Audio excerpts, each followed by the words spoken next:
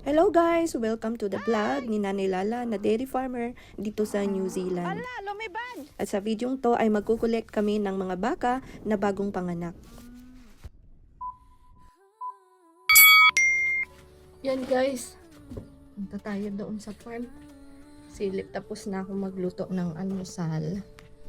Ilalagay na lang yung mga gulay-gulay. So tayo ay magmamasyal, mag-walking. Kung may maitutulong tayo doon, di tutulong. Nakakaawa kaya ang mga sila. Daming trabaho. Yan. Ay tayo ay susundan natin. Ibababa nila.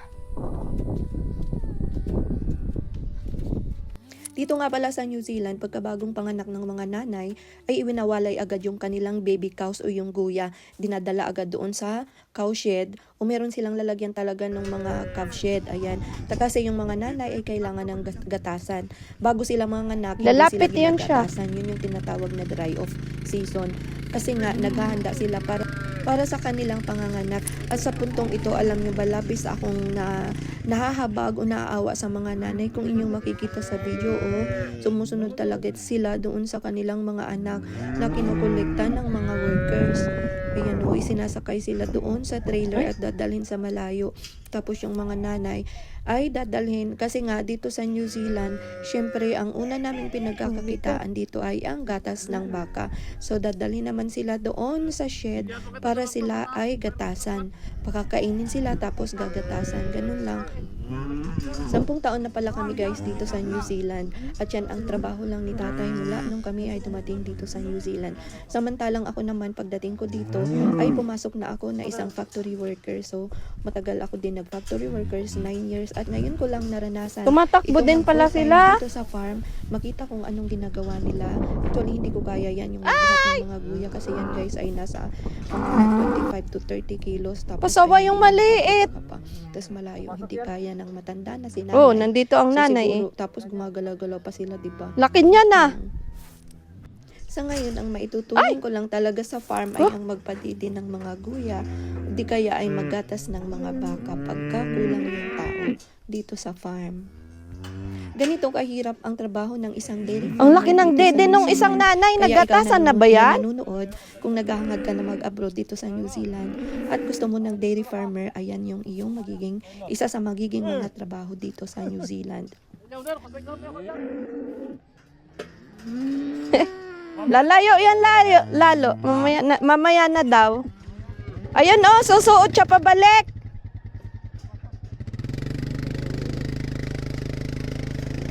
Sinusundan din naman ng nanay eh.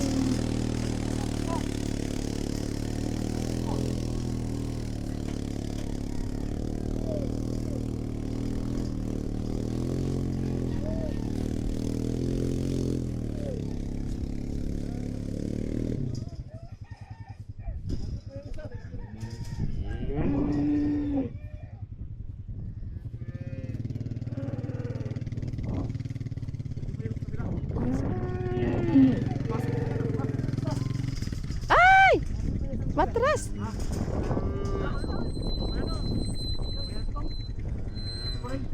Umiiyak yung nanay sinusundan niya din.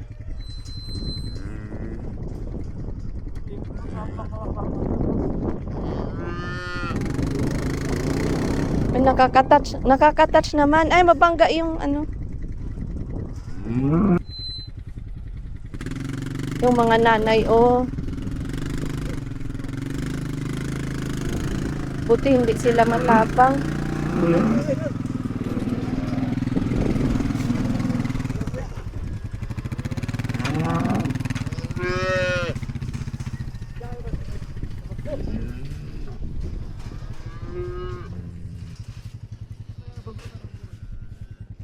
Ang sutil maliit lang naman siya.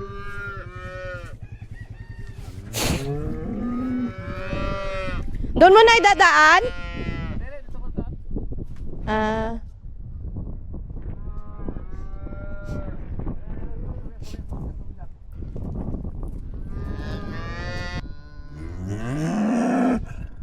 Don't cry. Don't cry. They will be safe. We're gonna take care of your kids. Don't worry, oh, yung mga nanay, oh, nakaka-touch. Yan sila, oh, ayaw nilang iwanan. Umiiyak sila kasi iwinala yung... Ay, dumaan! Papa! Papa! Baka! Dumaan sa gitna!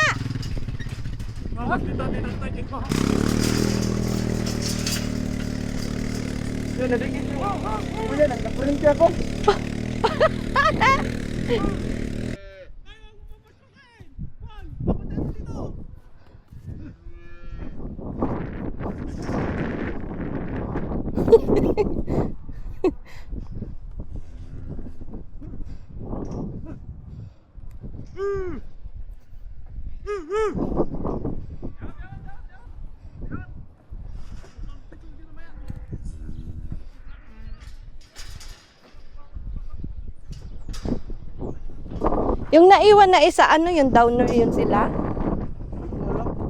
Hindi siguro. Hawakan ko na sana yung yung pumasok ng ulo sa may kuryente. Yung kuryente lumipat sa akin. Ay, di, nandoon pa? Ha? Nandun pa? Lumabas eh. Yaan mo siya.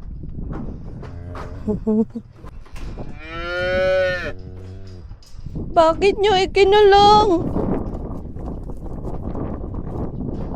Kapapanganak niya lang, winalay na agad.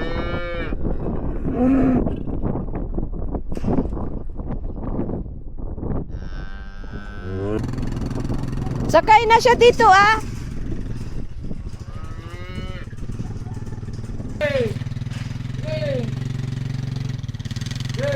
Ayun, gano'n. Pagkayaan. Sige. Okay. Kabila. Yan. Gusto. Ay! Oh, okay na. Ano to? Ano yan? Eh, iba. Pwede na siguro yan. Hindi na yan makakalabas. Oo. Basta nakasarang ganito. Oh. Diyan ka. So. Yan. Iba na yan sila. Hirap. May trailer. Hey. Oh, uy. Trailer mo. Oo. Kala mo mababa lang, ha? Oh.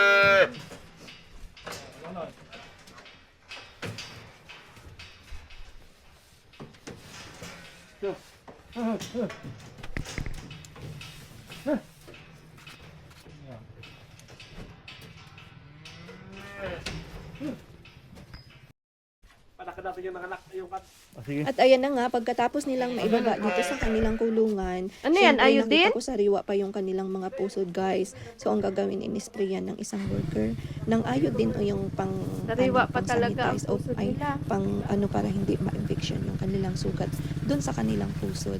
So, ayan guys, hanggang dito na lang. Maraming salamat at sana wag mong kalimutang mag-like, then pakis-subscribe na rin ng channel ni Nanay Lala in New Zealand.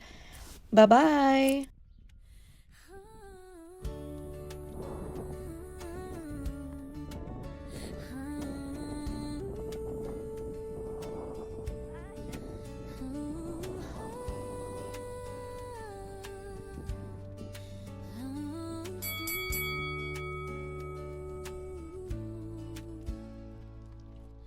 Pilipinang may pangarap, si Nanay Lala may pusong matapang at tapat.